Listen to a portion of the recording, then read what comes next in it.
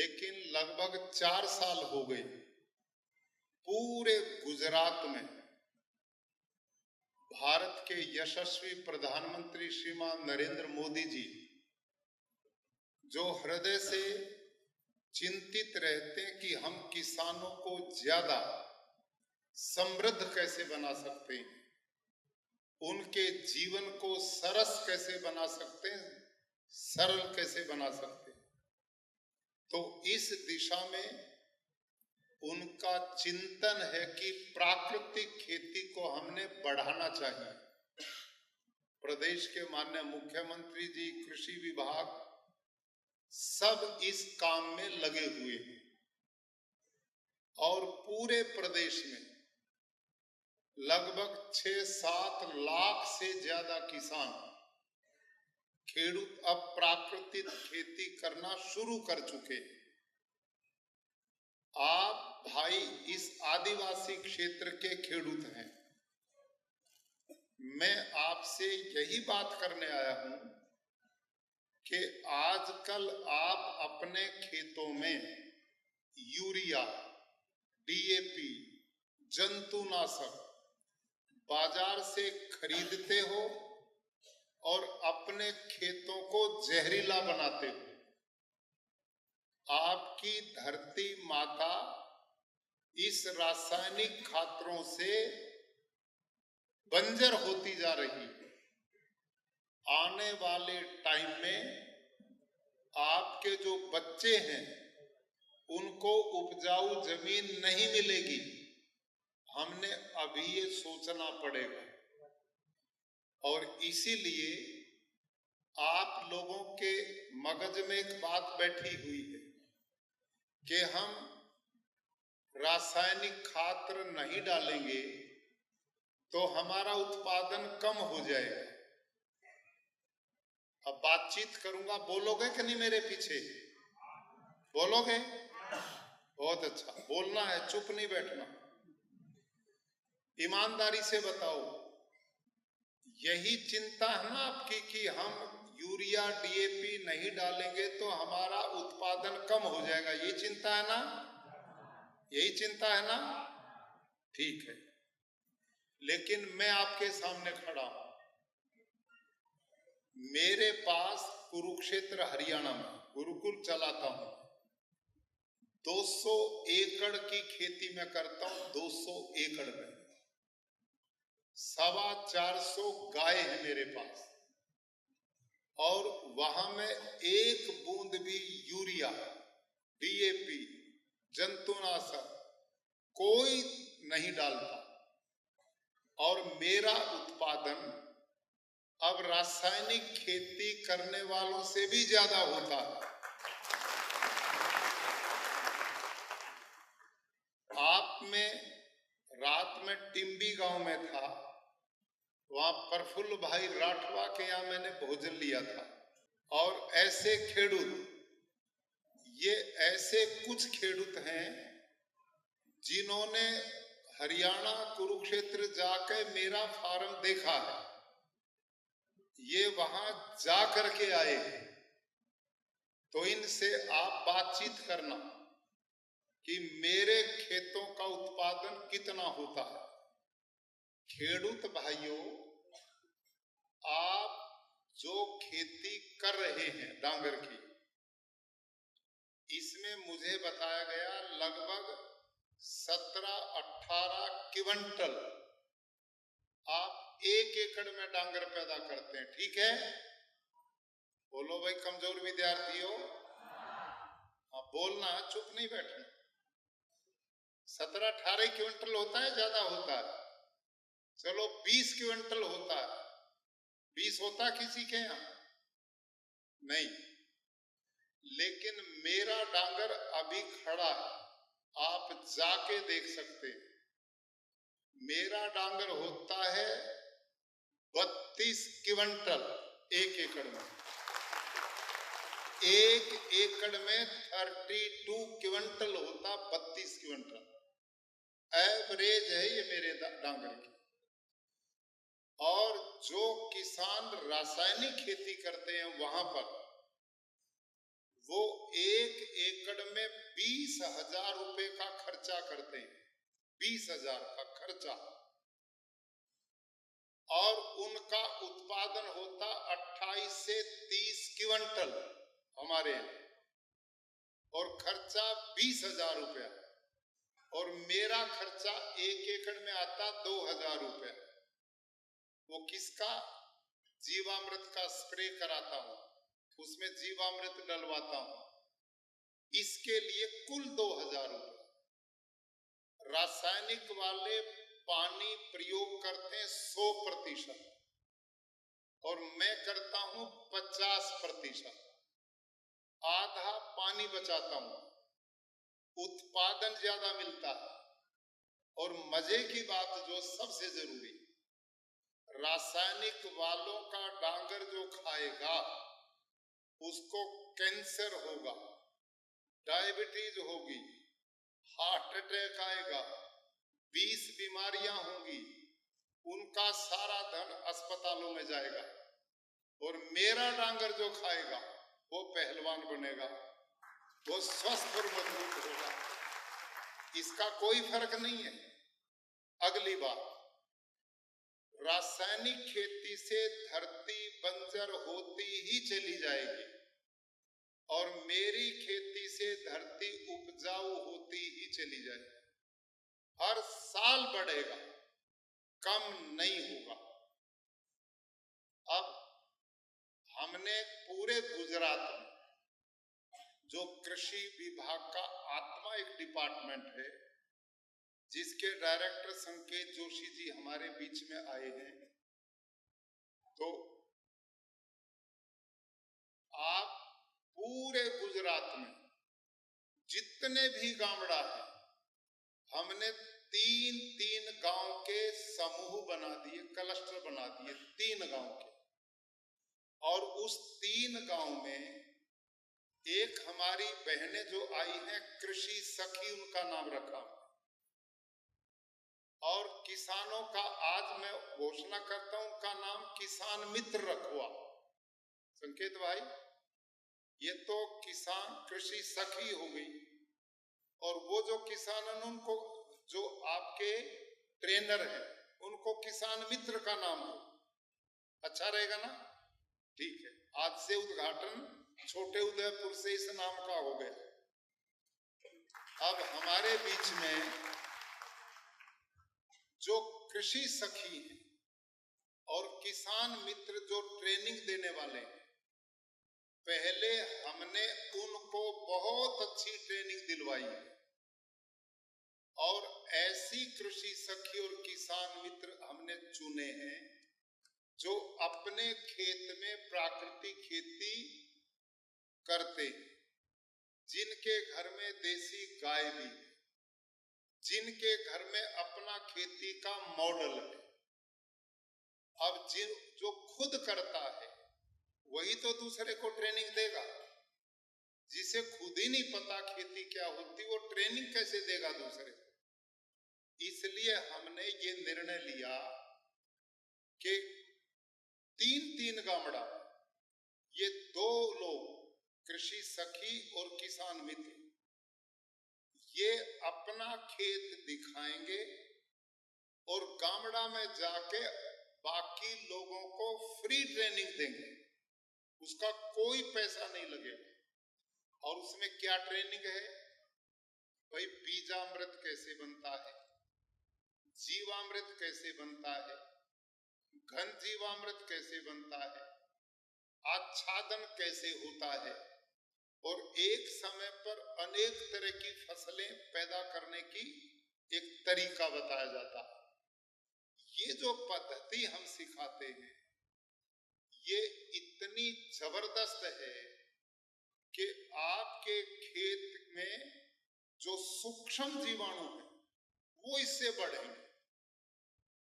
आप समझो ध्यान से, ये जो प्राकृतिक खेती है ना, ये शुद्ध सूक्ष्म जीवाणुओं की खेती, इसमें कुछ नहीं चाहिए, केवल हमने अळसिया चाहिए, सूक्ष्म जीवाणु चाहिए, मित्र कीट चाहिए।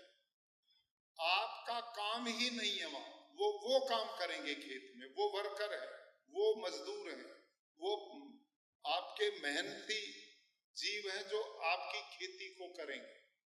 कैसे करेंगे? बहुत मोटा उदाहरण मैं देता हूं। अब प्राकृतिक खेती है क्या, इसको समझो। बोलना है अपने। आप कभी जंगल में गए हैं? बोलो भाई। देखा ना जंगल? देखो जंगल में सैकड़ों तरह के पेड़ पौधे, कोई छोटे भी हैं बड़े भी। आप बताओ जंगल में यूरिया कौन डालता है? डीएपी कौन डालता है? जंतुनाशक कौन डालता है? गोबर की खाद कौन डालता है? छाण कौन डालता है? तुम तो बोलते ही नहीं, बहुत कमजोर विद्यार्थी हो। हैं? बोलोगे तभी तो समझ में आएगी ना। जंगल में इतने तरह के पेड़ पौधा है, कोई यूरिया नहीं डालता, डीएपी नहीं डालता, जंतुनाशक नहीं डालता, कोई छाण डालने नहीं जाता, कोई पानी देने नहीं जाता। और जंगल का पेड़ जब फल लगने का टाइम आता है, समय आता, तो फल से लद जाता।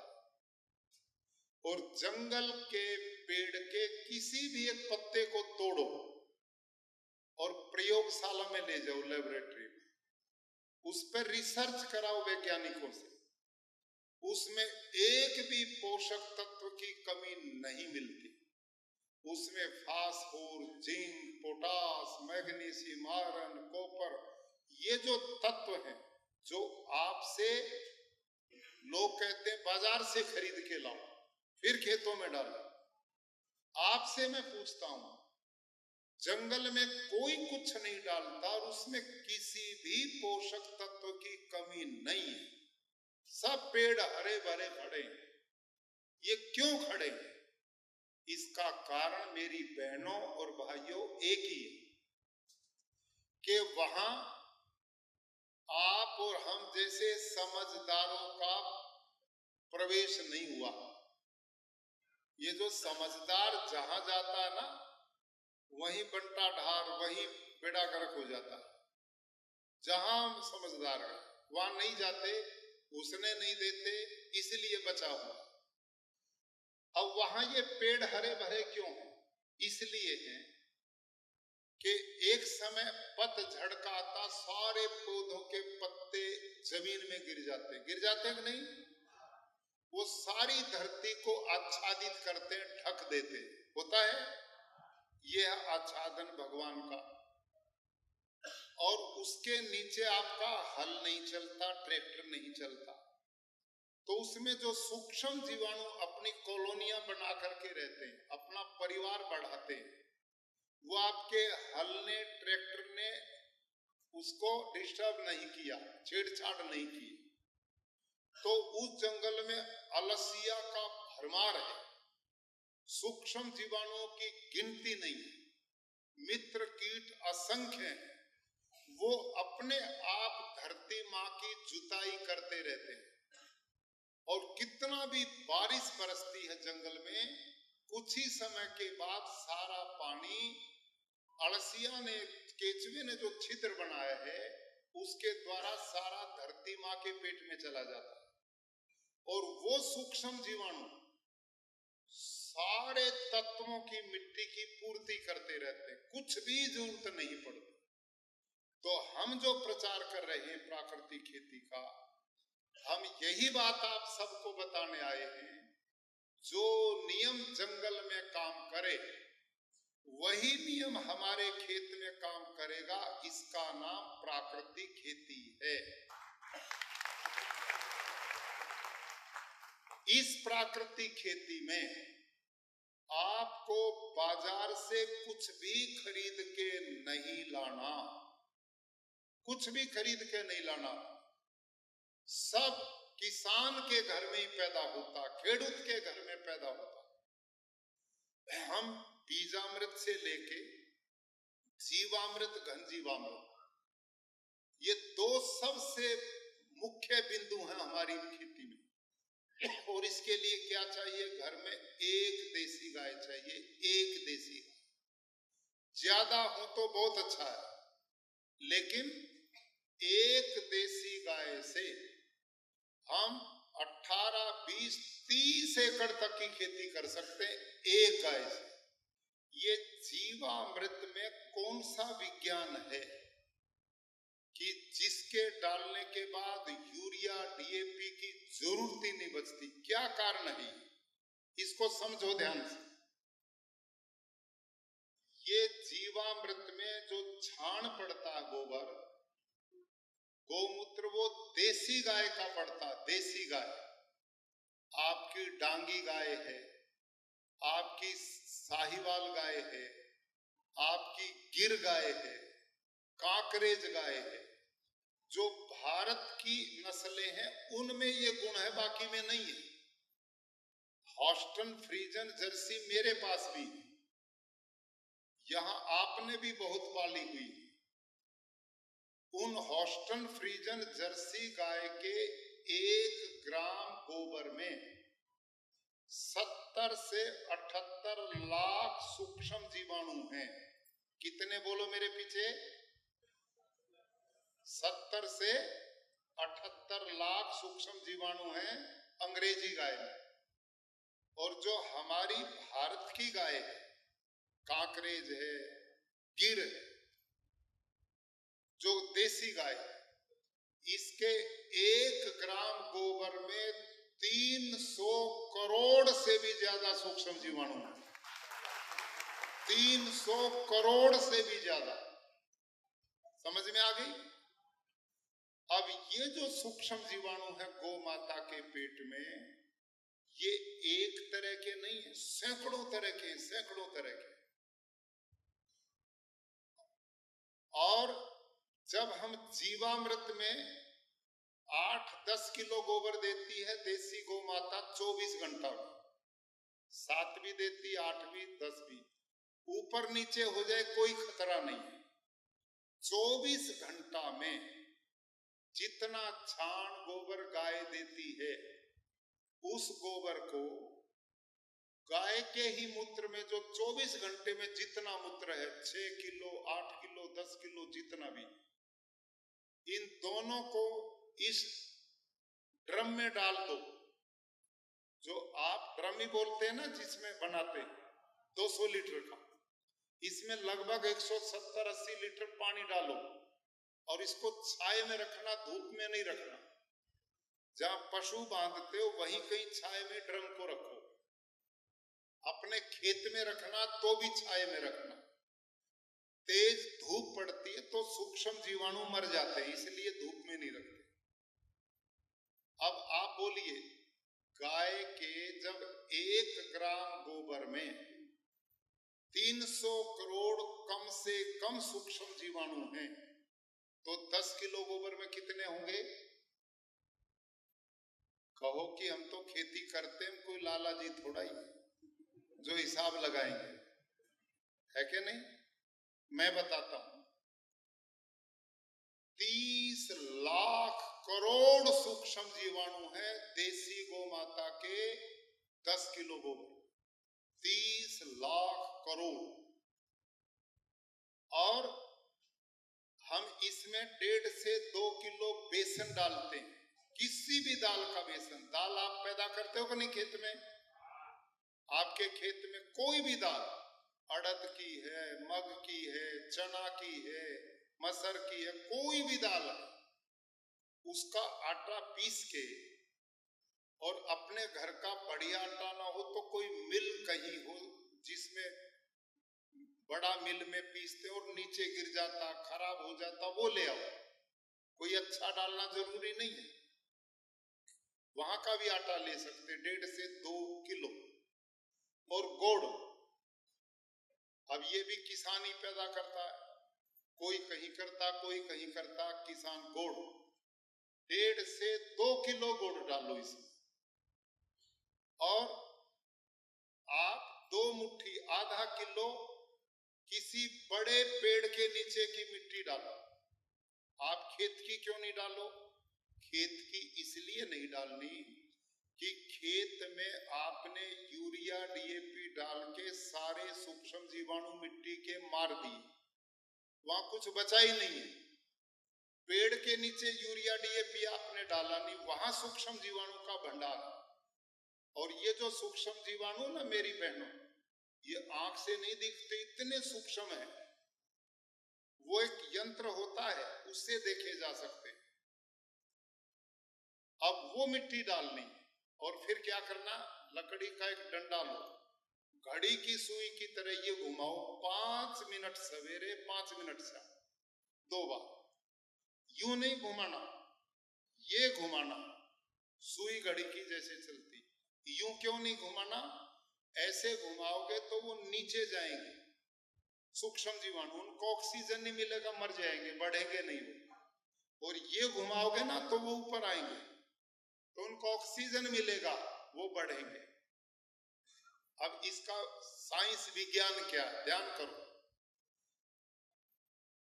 ये जो सूक्ष्म जीवाणु गौ माता के पेट से गोबर में जो आए हैं, अब इनको हमने जिंदा रखना और बलवान बनाना, स्वस्थ बनाना। तो उनको दाल का बेसन खिलाना है। दाल के बेसन में प्रोटीन होता है, तो ये प्रोटीन जब वो खाएंगे तो वो स्वस्थ होंगे, बलवान होंगे, ताकतवर होंगे।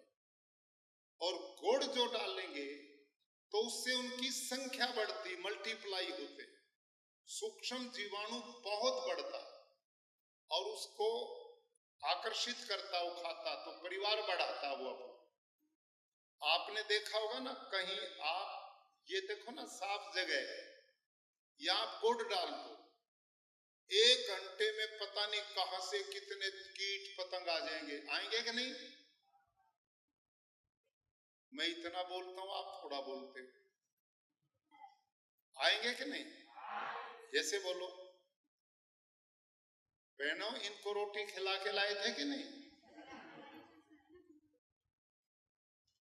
तो जैसे कीट पतंग दौड़े आते हैं ना गुड़ पे, ऐसे वो सूक्ष्म जीवाणु वो बढ़ाता है।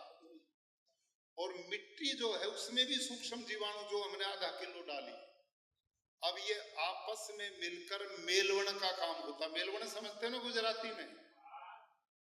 1 क्विंटल दूध में 50 ग्राम दही डाल दो, सवेरे सारा दूध दही में बदल जाएगा कि नहीं? इसको मेलवण बोलते। हमारे यहाँ उत्तर भारत में इसको जामुन बोलते, अंग्रेजी वाले इसको कल्चर बोलते।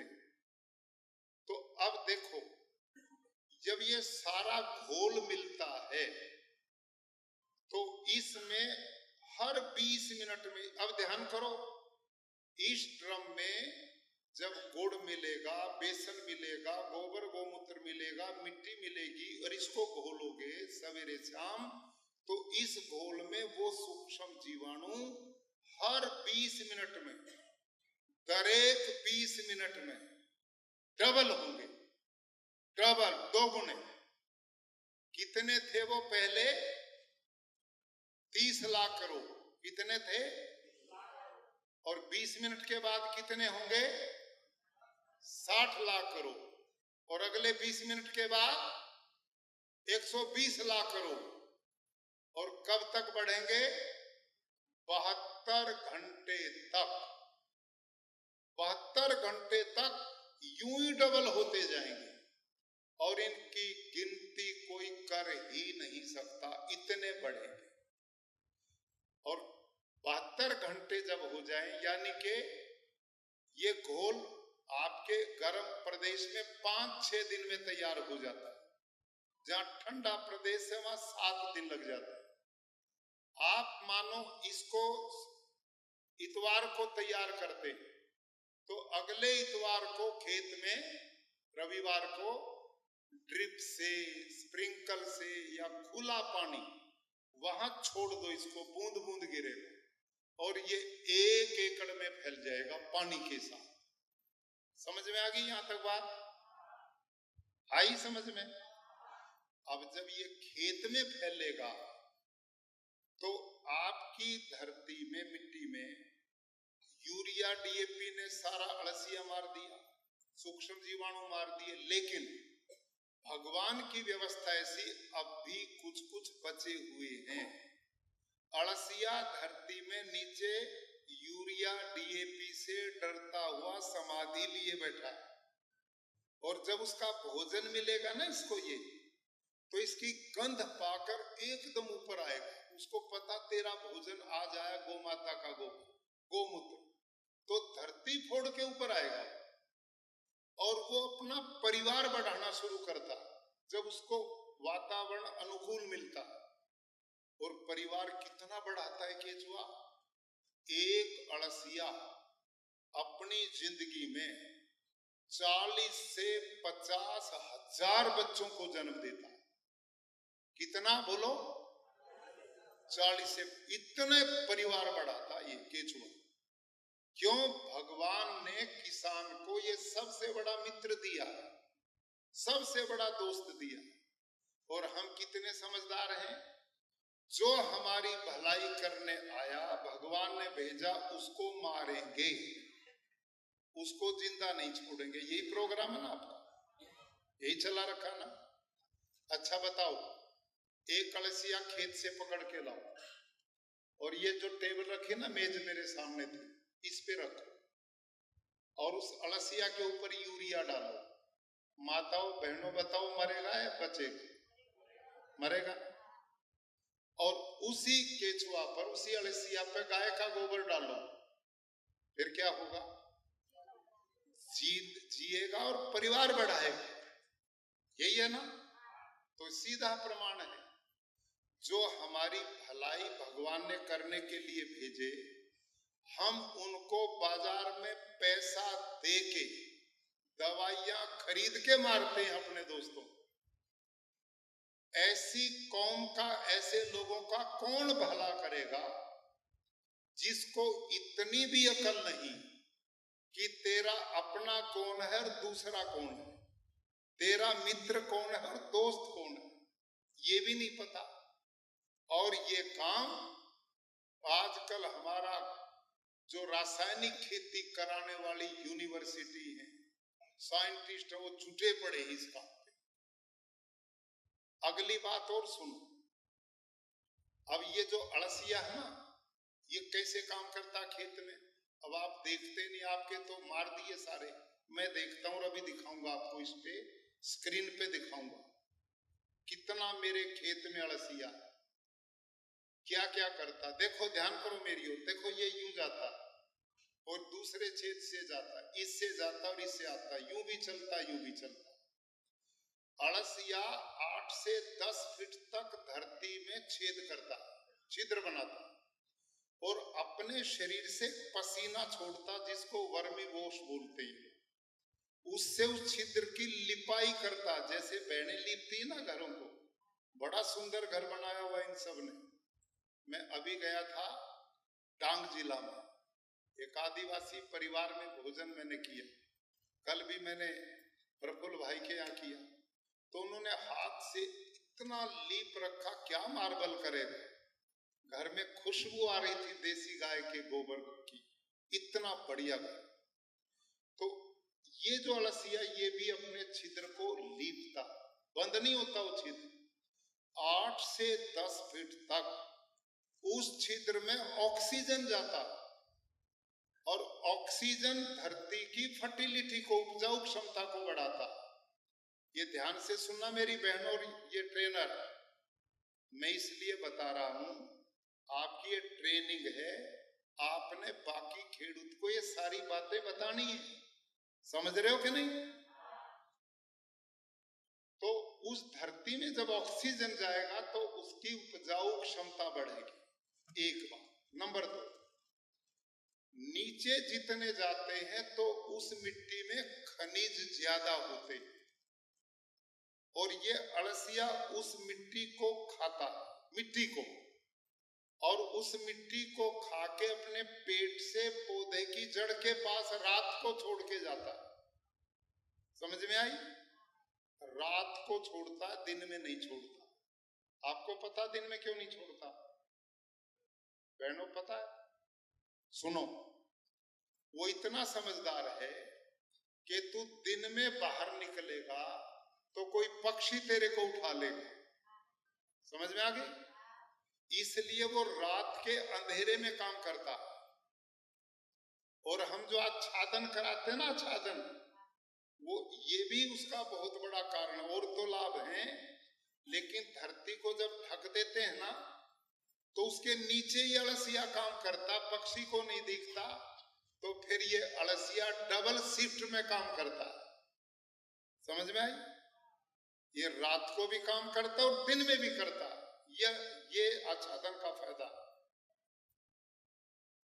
अब अगली बात, ये जो मिट्टी खाकर पेट से निकालता है, आपके उस खेत की मिट्टी से अळसिया के पेट से निकली मिट्टी में 6 गुना ज्यादा नाइट्रोजन है। ये जो लोग कहते हैं ना नाइट्रोजन कहां से आएगा, तुम बैग बाहर से खरीद के यूरिया के डालते हो, प्राकृतिक खेती में कहां से आएगा यूरिया, नाइट्रोजन? ये यूं आएगा।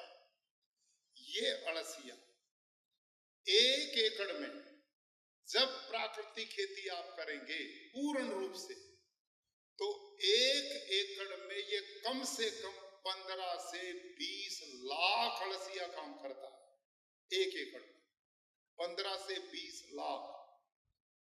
और वो सारा रात और दिन मिट्टी खाता निकालता, मिट्टी खाता निकालता है, आपकी सारी मिट्टी को मुलायम बना देगा, जुताई नीचे तक कर देगा, धरती में ऑक्सीजन जाएगा। और इसके पेट से जो निकली मिट्टी है, उसमें आपके खेत की मिट्टी से 6 गुना नाइट्रोजन है, 9 गुना फास्फोरस है, 11 गुना पोटास है। और जब ये केचुआ पूरी जिंदगी करके अपने आप मर जाता है, तो धरती के 17 प्रकार के पोषक तत्वों की पूर्ति करता। कितने? 17 प्रकार के। यानी कि धरती मां को जो भी पोषक तत्व चाहिए, ये अपना पूरे शरीर का बलिदान करके धरती की सारी चीजें पूर्ति करता। जिंदगी में काम किया और 40 से 50 हजार बच्चे पैदा करके गया, ताकि मेरे जाने के बाद वो इस काम को करे। ये है भगवान की सृष्टि, ये है ईश्वर की व्यवस्था। आई समझ में? अगली बात, अब एक खेत में जब इतना अळसिया काम करेगा, तो कितने छिद्र करेगा? कोई गिनती है? कोई गिनती नहीं। और आजकल ये जो वर्षा हो रही है ना, बारिश, अब सारे देश में बाढ़ आई हुई, सारी दुनिया में बाढ़ आई हुई, सब लोग रो रहे, कहीं पहाड़ दरक रहे, कहीं नदियां बाहर निकल रही, कहीं भूकंप आ रहे, कहीं अतिवृष्टि, कहीं अनावृष्टि। लेकिन प्राकृतिक खेती यदि सारा देश और दुनिया करे, तो बाढ़ आ ही नहीं सकती। बाढ़ नहीं आएगी। क्यों? क्योंकि अळसिया ने इतने छिद्र आपके खेत में कर दिए कि जितना पानी बरसेगा, चारों तरफ तो आपने पाड़ बना दी और बीच में पानी है, तो उन छिद्रों से सारा पानी धरती मां के पेट में चला जाएगा। यह है नेचुरल वाटर हार्वेस्टिंग सिस्टम। नहीं आई समझ में? अच्छा, अगली ओर सुनो, अगला फायदा, ये पानी का प्रबंधन है। अब गर्मी में जब बारिश ना हो, मई जून में लूएं चलती हो, आग बरसती हो, पानी कहीं है नहीं, तो उस समय आपके खेत के पौधे को पानी कैसे मिलेगा? तब भी ये अळसिया पानी देगा। कैसे? अळसिया ने 8-10 फीट तक धरती में छिद्र बना रखे जो बंद नहीं होते। और आप खेडूत भाइयों, मई जून में जब कहीं पानी नहीं, आप फावड़ा से धरती को खोदो, 2 फीट नीचे जाओगे, बेज मिलेगा कि नहीं? नमी मिलेगी कि नहीं? माताओं मिलेगी कि नहीं? फिर ढीली क्यों बोलती हो? बोलो ना जोर से, ताकि मुझे पता लगे इनकी समझ में आ रही बात। मिले क्या ना बीज? अच्छा, अब धरती जब जून मई में तपेगी तो नीचे जो बेज है उसमें वाष्प बनेगा, भाप बनेगी, और वो भाप अड़सिए ने जो छिद्र बनाया उससे ऊपर आके आपके पौधे की जड़ की सिंचाई करेगा। आपका पौधा गर्मी में भी सूखेगा नहीं। ये है प्राकृतिक खेती का विज्ञान, ये है प्राकृतिक खेती का कमाल, ये है गजब। आज से 10 साल पहले मेरे खेत में ये अड़सिया नहीं बचा था, क्योंकि मैं भी आपकी तरह यूरिया, डीएपी, जंतुनाशक डालता था और ये जहर की खेती में भी करता था। जब मैंने वो बंद की तो ये अड़सिया बाहर से नहीं लाया मैं, ये वहीं से जो बचे हुए थे उन्होंने धीरे धीरे परिवार बढ़ाया।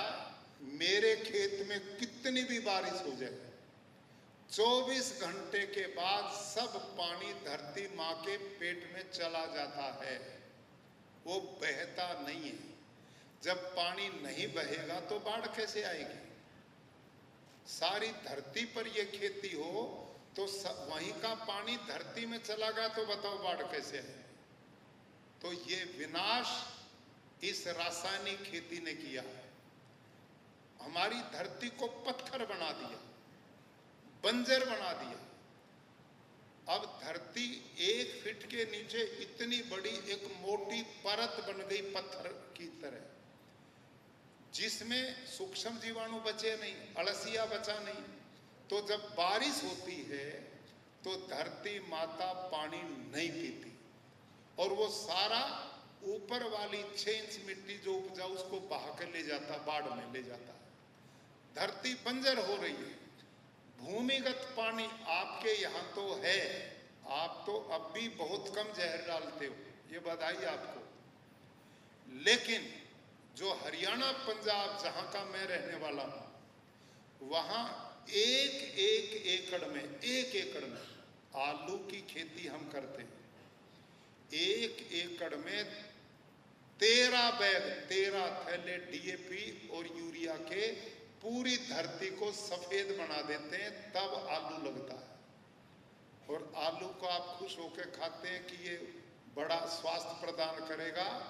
अब आपने देखा मेरे खेत में ड्रिल मशीन गई, एकदम 2.5 फीट अंदर गई, और वहां रासायनिक वाले में 2 लोग दबा रहे हैं तो भी 2 इंच से ज्यादा नहीं गई।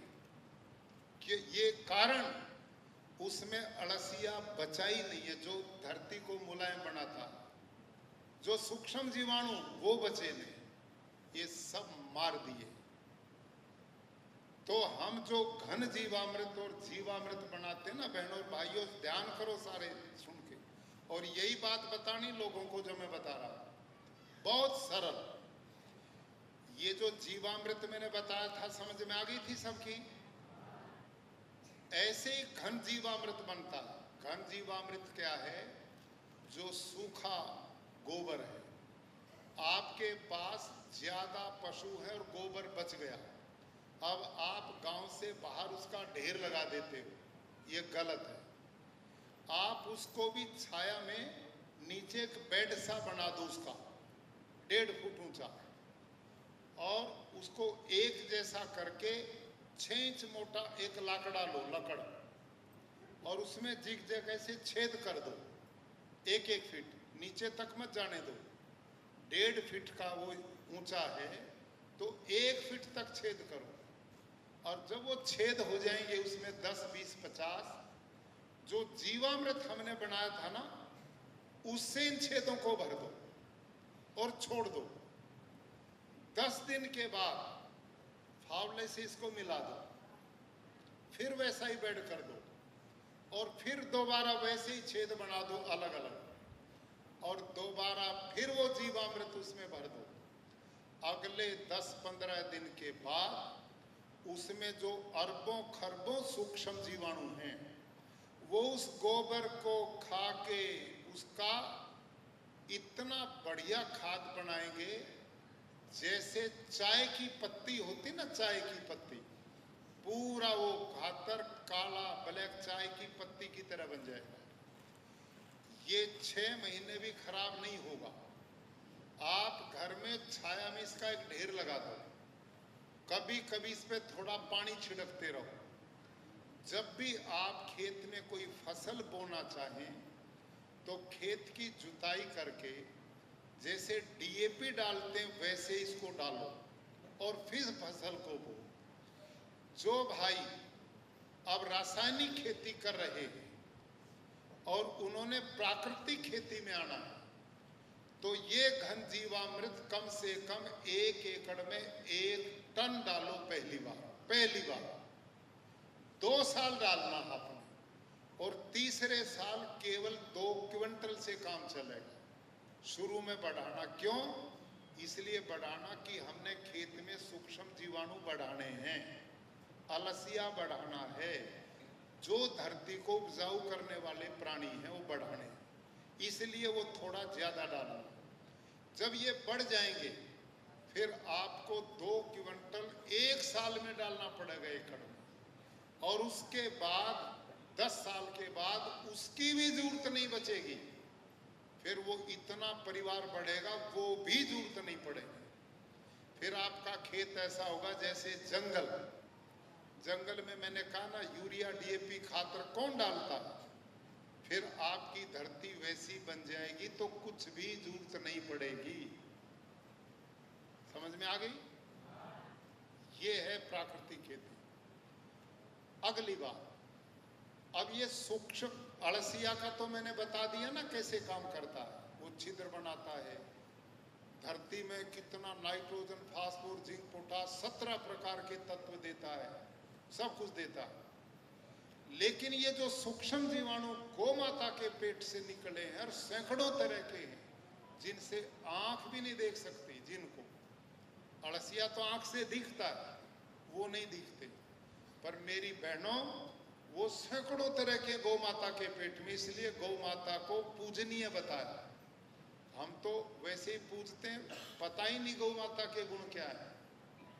बोलो गौ माता की, जोर से बोलो गौ माता की। ना दूध पिएंगे गाय का, ना गौ पालेंगे, गौ माता की हो जाएगी। क्यों साहब? होगी जी। ना गाय को पालते ना दूध पीते, बताओ गौ की जय कैसे होगी?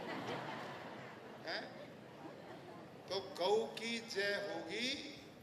गाय पालो, और दूध उसका A2 है, जो दुनिया के देशों ने कहा भारत की गाय जैसा दूध किसी का पशु का नहीं है, अमृत है।